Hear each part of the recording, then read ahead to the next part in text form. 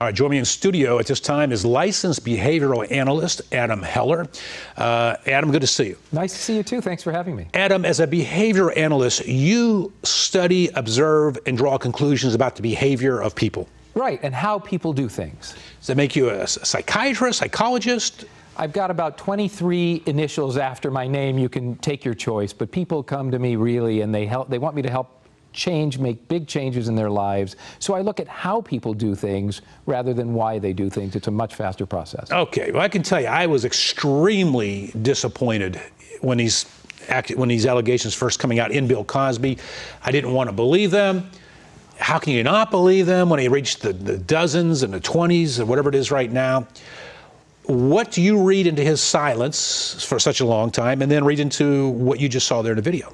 Well, I read into his silence. He's a guy who has very high-priced attorneys that are telling him to be silent, and I suspect he's following along. I think that anything that he does or anything he says is really going to come back to haunt him. And by the way, you're exactly right. I think most of us, he was a really beloved guy, was being the key word, and we all really wanted to not believe this, and we all have something called, in the Americans, it's three, a convincer strategy. How many times you have to see something before you believe it to be true. So now we've seen it 20 times, and then in the news thousands of times. So most of us who really wanted to support Cosby just don't believe that anymore. At one time, when I was first out of college, one of my first employers told me, look, in your strategies, always take the high road. He was talking about life and in business. I believe that's a great strategy. Take the high road. You'll have opponents who will take the low road against you. I believe that Bill Cosby took the low road on something. He is asking the black media to stay objective as victims continue to come forward. He says, let me say this, I only expect the black media to uphold the standards of excellence in journalism, and when you do that, you have to go in with a neutral mind. He told that to the New York Post. That tells me here's a guy that's trying to manipulate, trying to move things around, trying to get people on his side during a time of racial turmoil in America. Well, excellence is a great thing for all media. It's not about black and it's not about white. Right. I see that as an attempt to make this racial.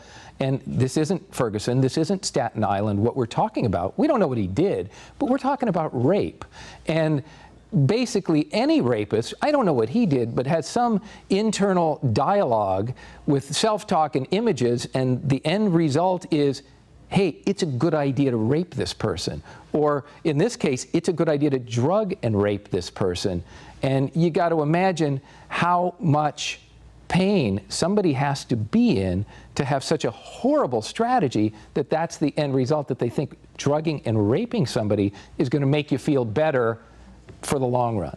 It is hard to believe in him when the numbers reach so high, as we referenced a moment ago. Where there's smoke, there's fire, is the often used phrase.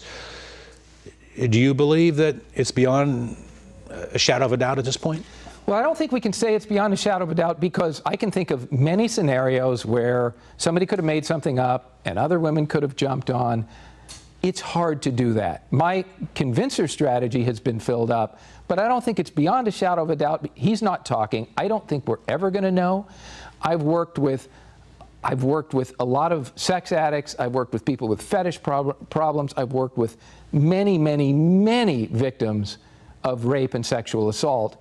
And they all share one thing, and it's really pain. It's mental pain, it's psychological pain, and it's physical pain. You know, I wrote the book on the emotional causes of physical pain. So I see this all the time.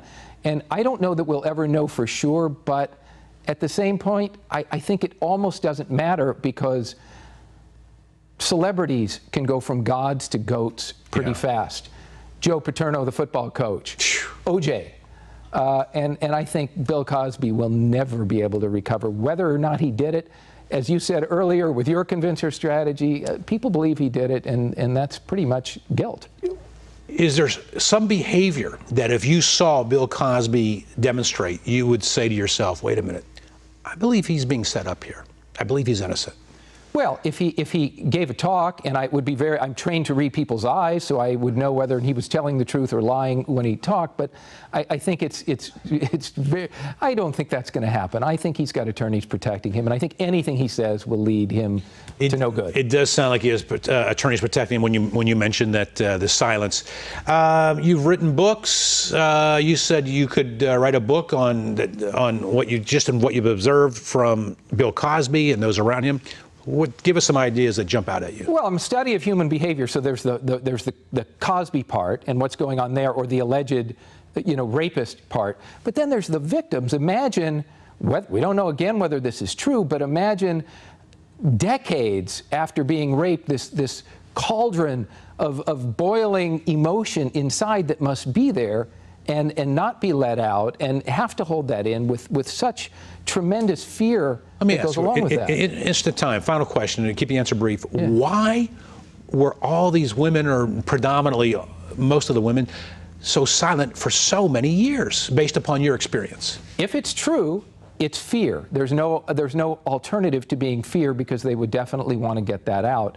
And the problem is, they've told the story over and over, this big, powerful guy, and they were afraid to do it. So fear is, there's no other reason than fear for coming forward. But the truth is, we don't know if it was done, and they don't even know if it was done, because every time you revisit a memory, it changes it. So even if they were raped, there's very little chance, after thousands of replaying in their head, that what they're remembering is accurate. Wow. Troubling story. All right, Adam Heller, licensed behavioral analyst, thank you for joining us. Thank you for having me.